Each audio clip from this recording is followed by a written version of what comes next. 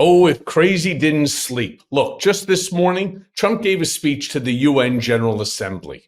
Started off by complaining that the teleprompter didn't work, the escalator didn't work. And of course, while they ended up finally figuring it out, Trump used the tech issue as an opportunity to ramble and to weave in a way that was truly reminiscent of his campaign rallies, literally speaking for an hour. Listen, welcome to the Michael Cohen Show. We are on our continued journey to 500,000 subscribers. We're literally there. So do me a favor, hit subscribe, watch, comment, and share, because I'm going to say it a million times. You know, maybe like Trump, if you repeat it long enough, maybe something will happen, right? We need to grow this community. So hit subscribe, watch, comment, and share, because the insanity, it's not going to stop. Now, look, while speaking about climate change, which I will circle back to, Trump spoke about he's good at predicting things and is always right about everything. Guy's never wrong. Play the clip. And I'm really good at predicting things, you know. They actually said during the campaign they had a hat, the best-selling hat. Trump was right about everything. And I don't say that in a braggadocious way, but it's true. I've been right about everything. And I'm telling you that if you don't get away from the green energy scam, your country is going to fail. And if you don't stop people that you've never seen before, that you have nothing in common with, your country is going to fail. Okay, let me be clear. So oceanographers and scientists have already determined that the temperature of the Earth is increasing, that the temperature of water is increasing, which is why we are experiencing harder and worse hurricanes and tornadoes and so on. Maybe he's not right about everything. Maybe not. Maybe scientists know a little bit more. Maybe not. He, of course, took the opportunity, literally while in front of UN ambassadors, to boast to the UN ambassadors for the countries that he was boasting about, that he had ended 7 wars. Now, it's funny because we hear 7, we've heard 8, we've heard 9. I'm just trying to figure stuff out so I can report accurately. Is it 7, is it 8, or is it 9? Play the clip. There's 2 of them, 31, think of it, 31 years. One was 36 years. One was 28 years. I ended 7 wars, and in all cases, they were raging with countless thousands of people being killed. This includes Cambodia and Thailand, Kosovo and Serbia, the Congo and Rwanda, a vicious, violent war that was, Pakistan and India, Israel and Iran, Egypt and Ethiopia, and Armenia and Azerbaijan. It included all of them. No president or prime minister, and for that matter, no other country has ever done anything close to that. And I did it in just 7 months. It's never happened before. There's never been anything like that. I'm very honored to have done it. It's too bad that I had to do these things instead of the United Nations doing them. And sadly, in all cases, Listen, we all must owe President Trump a deep gratitude. And continuing to rail on the United Nations. I mean, as I was watching, I was like, is this a Comedy Central roast? He literally complained about the building.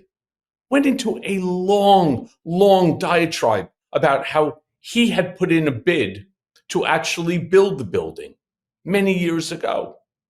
Play the clip. I never even received a phone call from the United Nations offering to help in finalizing the deal. All I got from the United Nations was an escalator that on the way up stopped right in the middle. If the First Lady wasn't in great shape, she would have fallen. But she's in great shape. We're both in good shape. We both stood. And then a teleprompter that didn't work. These are the 2 things I got from the United Nations, a bad escalator and a bad teleprompter. Thank you very much. Yeah. He also, of course, explained, as I said before, how he was supposed to build the United Nations. Play that clip. Many years ago, a very successful real estate developer in New York, known as Donald J. Trump, I bid on the renovation and rebuilding of this very United Nations complex. I remember it so well. I said at the time that I would do it for $500 million, rebuilding everything. It would be beautiful. I used to talk about, I'm going to give you marble floors.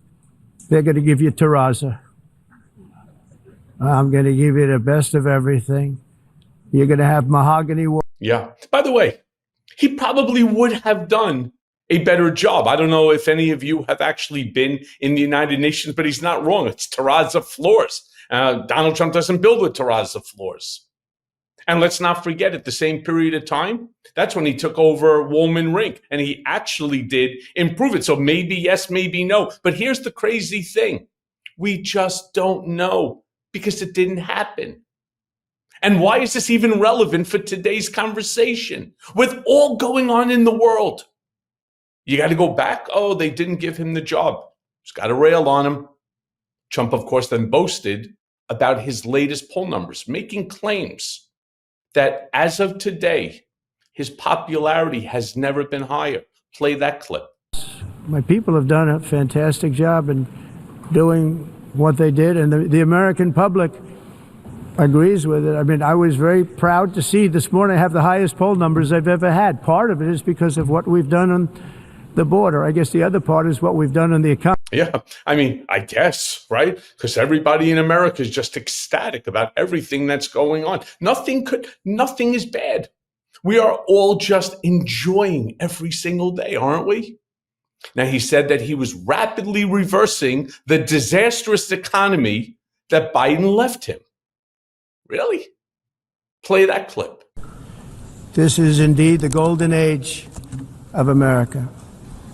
We are rapidly reversing the economic calamity we inherited from the previous administration, including ruinous price increases and record-setting inflation. Inflation like we've never had before. Under my leadership, energy costs are down, gasoline prices are down, grocery prices are down, mortgage rates are down, and inflation has been defeated. The only thing that's up is the stock market, which just hit a record high. Yeah, let me be very clear.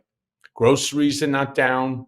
Energy's not down. Who here has not just gotten their electric bill, right? My Con Ed bill is through the roof. You would think that I was living in a freezer.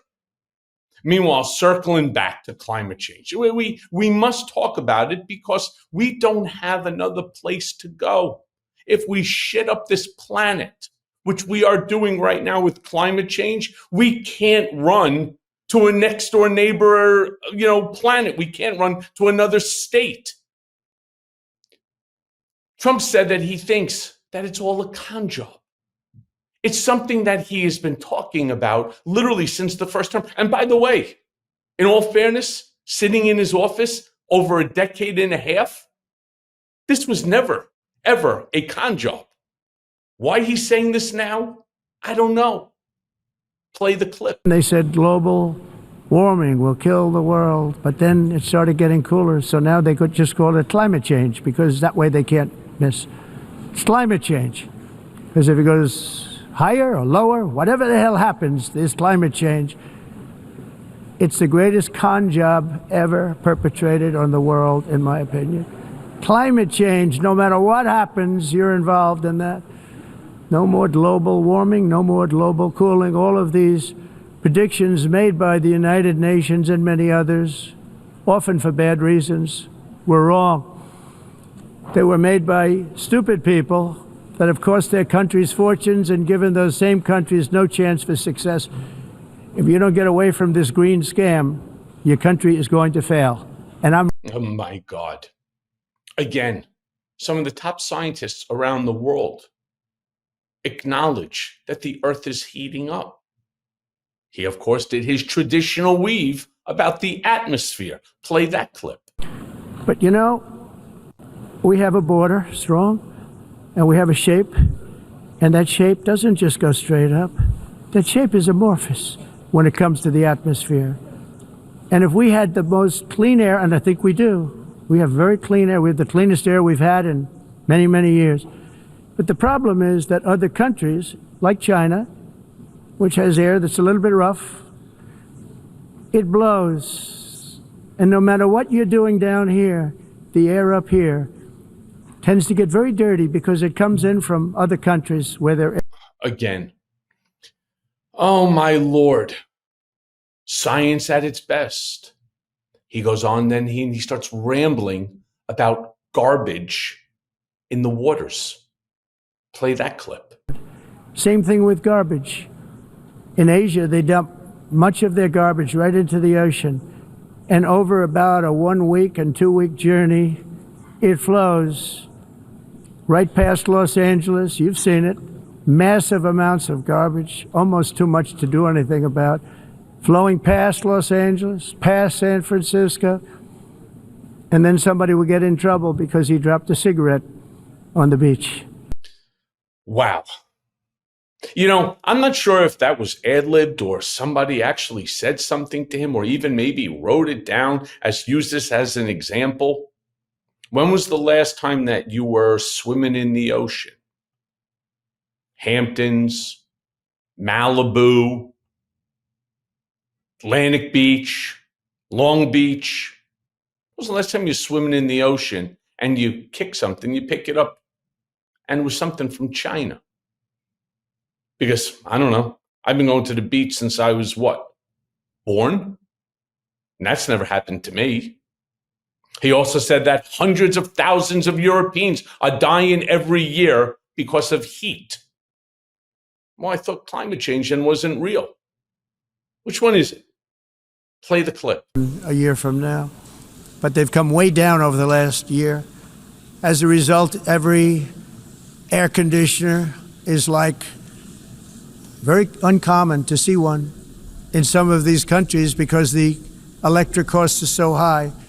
So while the U.S. has approximately 1,300 heat-related deaths annually, that's a lot, Europe loses more than 175,000 people to heat deaths each year because the costs are so expensive you can't turn on an air conditioner. What is that all about? That's not Europe. That's not the Europe that I love and know. All in the name of... Yeah. Gonna have to fact check that one. I wonder whether or not maybe we'll find somebody, one of our, I don't know, subscribers, one of our supporters who are from England, from Scotland, from Ireland, from France, wherever you're from. Europe losing 175,000 people a year to heat.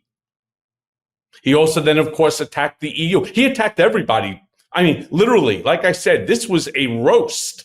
He attacked the EU for destroying their countries with their immigration policies. Play that clip. We have reasserted that America belongs to the American people, and I encourage all countries to take their own stand in defense of their citizens as well. You have to do that because I see it. I'm not mentioning names. I see it, and I can call every single one of them out. You're destroying your countries. They're being destroyed. Europe is in serious trouble.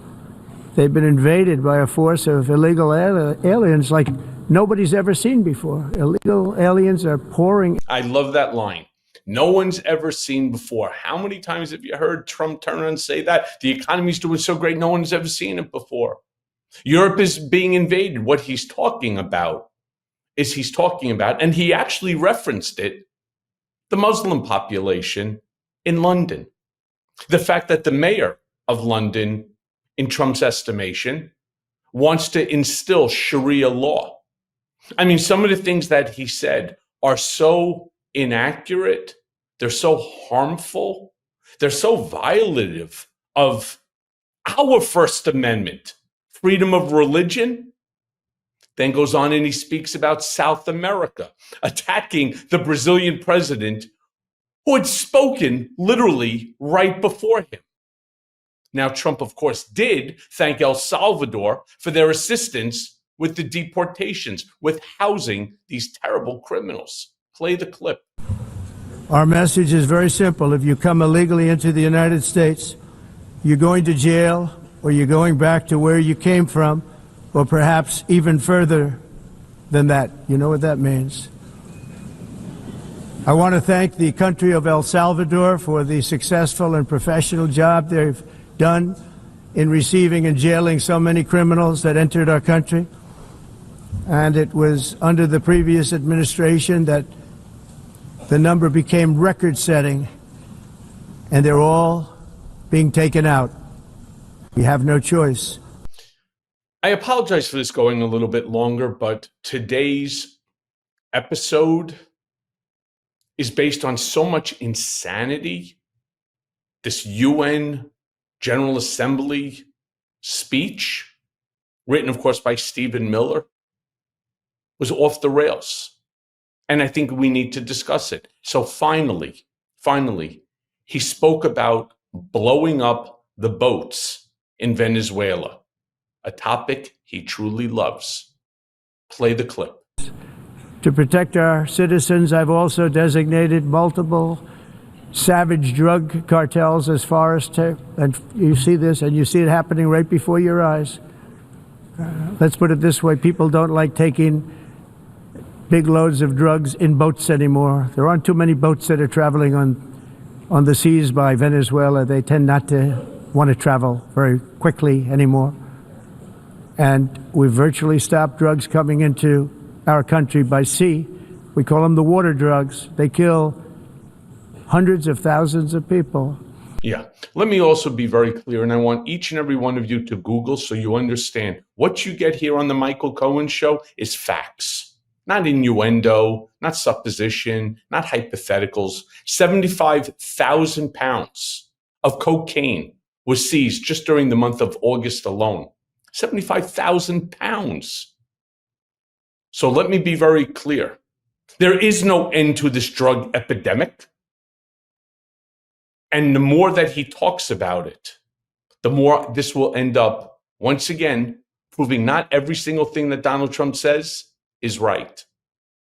And as always, thanks for listening. Hey, everyone. First of all, thanks for watching. I mean, we're going to be posting daily episodes with reactions and talking about politics. We'll be talking about everything, in fact. So please like and subscribe. Join us on this journey.